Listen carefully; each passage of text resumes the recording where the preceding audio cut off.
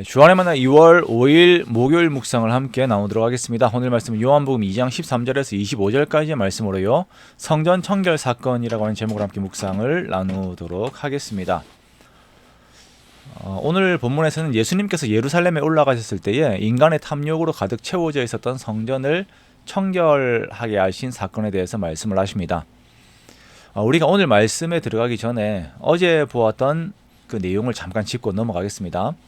우리가 어제 이제 가나의 혼인잔치 사건을 통하여서 정결의식에 사용된 돌 항아리 6개는 유대교의 율법적 행위들을 의미하는 것이며 그것과 대비가 되게 예수께서 모든 기쁨의 근원이 되심에 대해서 우리가 함께 보았습니다.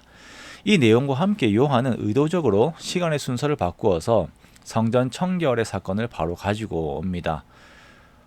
공관복음에서 성전 청결 사건은 모두 예수님의 공생의 사건의 마지막에 있었던 일로 기록을 하고 있습니다. 그런데 요한은 이 사건을 예수님의 첫 표적 바로 뒤에 가지고 오지요.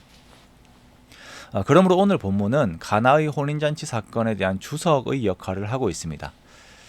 사람들에게 참된 기쁨을 주지 못하는 유대교의 실상은 어떠한가, 그리고 참된 기쁨을 주시는 예수님은 어떠한 분이신가 라는 것을 대비하여서 우리들에게 보여주고 있는 것입니다.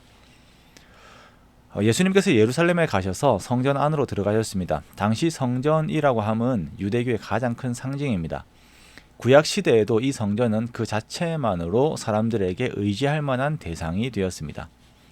성전이 있음으로 인하여 망하지 않을 것이라는 맹신이 있었죠. 그래서 예레미야 7장에서는 이 성전 불패설을 부정을 해요. 예레미야는 성전이 아닌 하나님 안에서의 공의가 있어야 함에 대해서 선포를 합니다. 그리고 이후에 이 솔로몬의 성전은 무너지지요.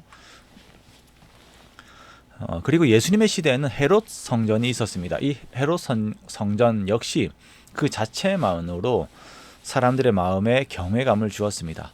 예수님의 제자들이 그 건축을 보면서 감탄하며 예수님께 말을 할 정도였습니다. 이 성전은 유대교의 상징이자 의미였습니다. 그러나 예수님께서 성전에 가셨을 때 성전의 모습은 어떠했습니까?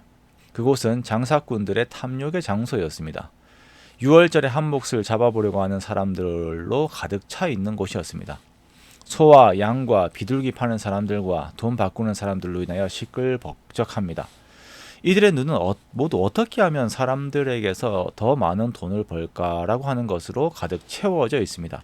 이들의 마음에는 하나님이 없습니다. 자, 이것을 보신 예수님께서는 노끈으로 채찍을 만드셔서 이들을 모두 내쫓으시고 돈 바꾸는 사람들의 돈을 쏟으시고 상을 엎으시고 비둘기 파는 사람들에게 그것을 가지고 가라라고 하십니다. 그리고 말씀하십니다. 내 아버지의 집을 장사하는 집으로 만들지 말라. 자, 우리는 예수님의 이 선언 앞에서 요한복음 1장으로 다시 돌아가게 됩니다. 태초에 말씀이 계셨다. 이 말씀이 하나님과 함께 계셨고 이 말씀이 곧 하나님이시다.